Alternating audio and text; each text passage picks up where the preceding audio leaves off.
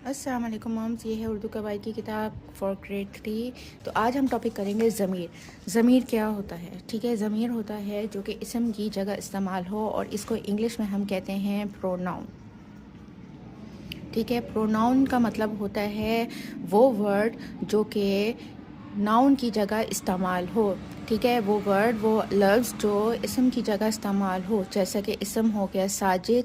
ठीक है, साजिद, अस्मा, और किसी शहर का नाम। तो बार बार उस चीज़ का नाम लेने की जगह जब हम इस, उस, हम, उन जब मुखातिब करते हैं ऐसे अल्फाज से जो कि इसम को ही मुखातिब कर रहे हो, वो कहलाते हैं ज़मीर। जैसे कि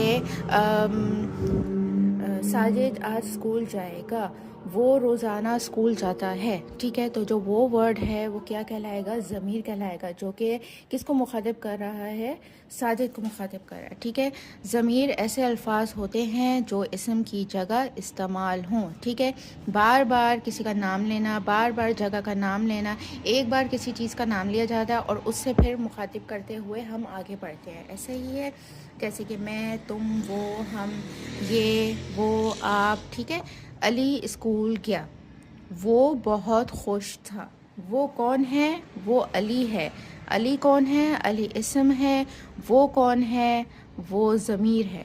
ठीक है, इस तरह वो सारे वर्ड्स जो कि वो सारे अल्फाज जो कि इसम की जगह इस्तेमाल हो या इसम को मुखातिब करें, ज़मीर कहलाते हैं।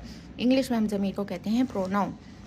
यहाँ वो अली की जगह इस्तेमाल हुआ। ठीक है, तुम, वो, आप, ये, हम, ये कुछ ज़मीर हैं जो कि सबसे ज़्यादा इस्तेमाल होते हैं।